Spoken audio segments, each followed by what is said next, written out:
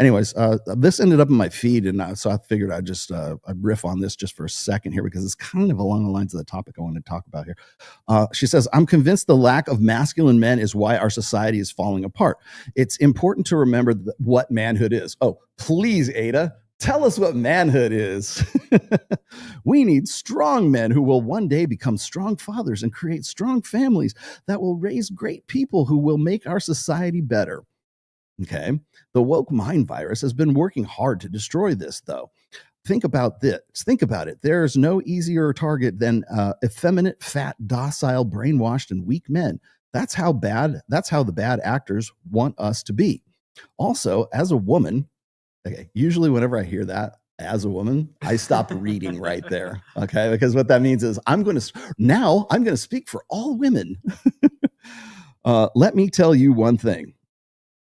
I'm not sure she writes her own shit. This sounds very copywritten to me. There is nothing sexier than a man being an actual man. Could you be a little more vague about it? Can you be more ambiguous about this, please? Acting like a man, smelling like a man. You mean like after he comes in from chopping wood? Fixing problems like a man, thinking like a man. So you don't think like a man. If we made masculinity great again, we wouldn't only fix the fundamental problems we face today, but the birth rate would no longer be in decline. No, Ada, it would require you to fuck an actual man. That's what it would take, you know? So anyways, I responded with this, and actually this was a pretty decent response for me because it was up to 29,000 views. So I said this. I said, if you want masculine men to, this is straight out of the turd flinging monkey playbook. I admit, okay. If you want masculine men to solve problems engendered by 4 generations of feminism, the price is giving up your rights. You cannot petition men to be responsible for solving problems without ceding them the authority to affect those responsibilities. I made this in as succinct as I possibly could.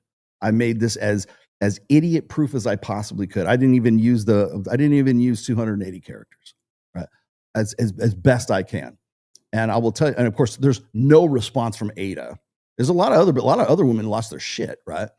Like this one chick here, she says, "Men are designed to lead." Okay.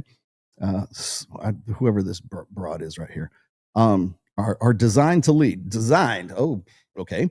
Women are naturally receptive. I'm not a feminist. Okay, stop reading there. But I completely understand why it arose, and clearly it went out of control. We need men, real men. Okay, what's a real man? A man who does what I want him to do. Women were taken advantage of and treated like second-class citizens. No, they weren't. They were just trying to get along like anybody else, okay? Placing them beneath men. No, they were only beneath men because they had to be beneath men because men were responsible for them. They were responsible for their kids, and they were responsible for the well-being of their women folk too. So if there's going to be a leader in the family, that means there are subordinates. There are people below the leadership. See, this is what gets me is whenever we're talking about like men need to lead in the family, men need to lead in the church, men need to be leaders. You have to allow your man to lead. There's nothing more fucking like self-righteous, self-evincing bullshit than, oh, we're going to allow you to lead. You know what that implies? You have the authority. That's what that implies. That you're the one that's actually he could lead. Let's just give him here's just a little bit of leadership. Don't, not too much. Dial that back a little bit, you know. We only need you to have enough leadership to take responsibility when there's a break-in, a home invasion. The time to lead, honey. The floodwaters are rising now in Mississippi. It's time to lead, honey. Right? But if it's I'm going to take charge of this family. I'm going to be the leader in this home. I'm going to be the primary in this home. That means that implies that there's a hierarchy. And that's the thing that throws women off. And that's exactly what she's talking about here. So women were taken advantage of and treated like second-class citizens, placing them beneath men. No, the hierarchy placed you beneath men. We are not meant to be equal, but no gender is below the other. Huh? We're not meant to be equal, but no gender is below the other. Then how do we explain the leadership structure here? Because if we're in the army, we got the private, we got the corporal, we got the sergeant and stuff like that. And guess what? Who's beneath who?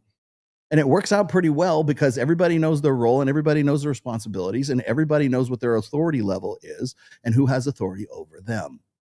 And what is that based on? It's based on a merit-based form of respect. What did I say earlier? Men must become, women just are. This is a prime example of it right here. So placing them, okay, we are not meant to be equal, but no gender is below the other. Well, that sounds a lot like fem speak to me. Okay, we are designed to work in perfect harmony, like the yin and the yang.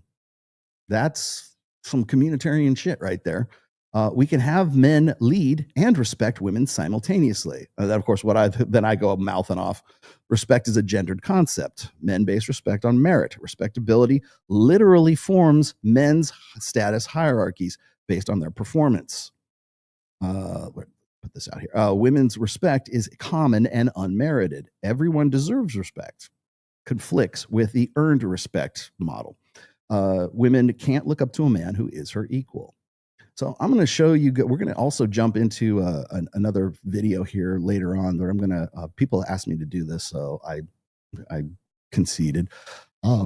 Recently there was on Soft White Underbelly, it was Orion Taraban and your favorite and mine, Sadia Khan, was on the show. And man, I will tell you, she was nervous as a hooker in church.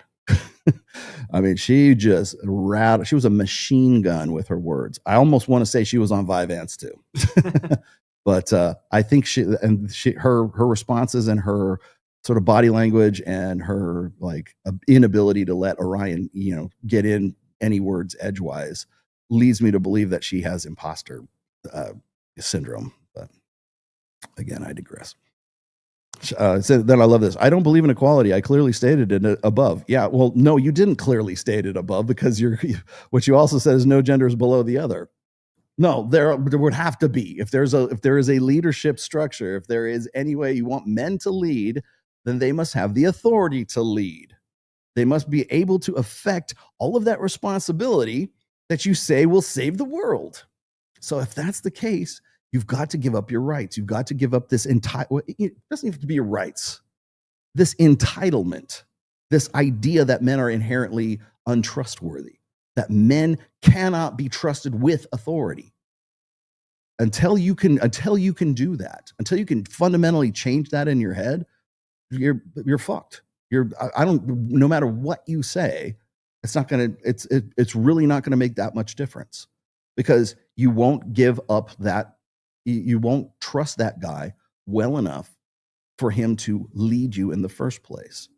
And maybe it's men's fault. Like I can hear many shit today. I'll be the first one to say guys need to do better. They do. But the thing is women also play a role in this and nobody wants to talk about. We only want to talk shit about guys. We don't want to talk shit about women. In fact, this is probably one of the most endemic parts of TradCon, traditional conservative thinking today, or certainly the influencer wave that's coming today, right? Is they still want to rely on this masculine responsibility. Men need to do better. You got Charlie Kirk at TPUSA saying, like men can't play PlayStation until their wives are women of leisure, right? Or all of their needs are taken care of, right? And you don't get to take a break until your wife and your kids are 100% taken, until you're like independently wealthy. And honestly, this is untenable and it's a stupid way of thinking in the first place, right? But it shows you where his mental point of origin is. It's on women, right? But the concept or the solution, which is a 20th century solution, is that men need to take more responsibility. They need to do better. Okay, how can they do better? Take on more responsibility. Well, how are they going to do that? How are they going to live up to the expectations of that responsibility if they don't have the authority to do so? So, like back in the day, prior to the sexual revolution, back in the good old days of patriarchy, right? And I mean that in the idealized sense. Patriarchy is a much more balanced system, right? I wrote about this on my Substack once, I tried to make a distinction between gynocentrism and androcentrism. Those are two different things. And then matriarchy and patriarchy, right? Patriarchy is a natural evolution, or is a natural outgrowing or extension, let's just say, of sexual dimorphism, because men are much bigger. Men are built for combat. Men have larger lung capacity. We have higher red blood cell count. We have 99% more upper body strength than women. We can throw a rock with more force and more accurate than a woman can. Just natural evolved proclivities is one thing. That's not to say women don't have those as well. When you talk about communication, women have way better faculties, let's just say, that are part of their evolved sort of starting package, let's just say. But so there's those innate differences, and yes, I will at least meet you halfway. Men and women are innate natural complements to one another. But the way we organized tribes, the way we organized societies, and later on nations, was putting men in a hierarchical structure. That's how we have kings. That's how we have princes and duke, be a bitch and duke, and counts and viscounts and everything else. All the way down to the fief, to the peasant, right, to the prole. And even when we formed companies like the American, well, certainly American, but the workplace. There's the CEO, the CFO, the COO, this guy. Then there's the janitor at the bottom of the rung. Right? All based on what? Hierarchies. But that's not the way women organize society. They organize society in the round. They organize it in a community, because that's natural to women. Because women are the vulnerable sex in our hunter-gatherer ancestral past, in the good old days when we were running around on the sub-Saharan African savannas, hunting and gathering. Women would get together and they would have to form, collectives, community. Communitarianism is a natural extension of how women would, given the power, given the ability to do so, would organize society. It takes a village to raise a child, right? It takes a village to collect enough food. It takes a village, it's the longhouse, right? It takes a village to collect all the resources in one space, right? Men go out and kill the caribou. And men are the guy who gets the most meat, gets the most pussy. The guy who is the tribal elder, the guy who is the leader, the guy who has the most prestige in that hierarchy, he gets the most pussy. He gets the most chicks. Right? Or he certainly gets the admiration and the vagina tingles for that guy, right? And by order of degree, by order of that hierarchy, right? So we organize society in a patriarchal hierarchy that is idealized. But the reason why I say it's a more balanced system is because patriarchy also implies that you have responsibility as a man. You have to be responsible for your family. You have to be responsible for your wife or wives and your concubines. And you have to be responsible for your kids too. You have to feed your kids. You have to, because that's what it means. What does a real man do? He takes care of his wife, takes care of his kids. Even today we say that, right? Okay, great. You know what made patriarchy so great back then? The guy had the fucking authority to lay the fucking hammer down if he had to. Because he had the authority. He's the patriarch of the family. And so what daddy says goes. And if Junior does great, it reflects back on the family. And if Junior becomes a fucking criminal, guess who's responsible? Not Junior. You are. Daddy is. You're responsible for that delinquent. He's the problem. You have to go and fix the problem. But you had the authority to do so back then. That is not the case anymore, because we wanted to smash the evil patriarchy because it seemed like tyranny. But it wasn't. It was a balanced system in which men had authority and responsibility. But what women are afraid of is not patriarchy. They're afraid of androcentrism. Androcentrism is tyranny. Okay? It is 100% authority and 0% responsibility. So when we talk about deadbeat dads, or we talk about how evil men are, or how untrustworthy they are, women, it's not a distrust of patriarchy. It's a distrust of what they think could be androcentrism, meaning that men get to do whatever they want and women are responsible for their actions, and they have they're powerless. Women are powerless. But we don't have that now. We have gynocentrism, which is the gender swapped version of that.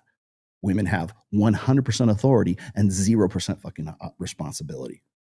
Well, you want to talk about matriarchy. There's never been a real matriarchy, right? But even if there was a matriarchy, it would still imply that the woman who is the leader of the matriarchy would still be responsible, would have some sense of responsibility and accountability for the family.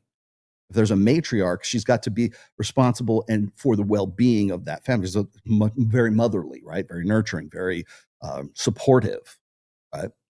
That doesn't happen now because we're not, women aren't interested in matriarchy. They're interested in gynocentrism, which is tyranny. Androcentrism, tyranny, granted. Gynocentrism, also tyranny. When we look at the fantasy world of Gilead in The Handmaid's Tale, that is a perfect example of androcentrism, a fantasy androcentrism. Because men have all the rights, they have all of the authority, and women have all the responsibility to bear children, literally bear children that they wouldn't otherwise bear. They would not have those kids. That's what the whole fantasy is based on, right? The women being, for lack of a better term, raped to have men's children that they would not otherwise have had. So that is a good definition or a good fantasy definition of androcentrism. That's why that show's still popular. That's why every freaking election cycle you see these chicks walk out there in their red frocks and their white hats and everything. Like they go, I'm going to cast a vote for freedom, because they believe this shit. They believe that that's a possibility, when actually they live in the exact opposite organizing of society, which is gynocentrism.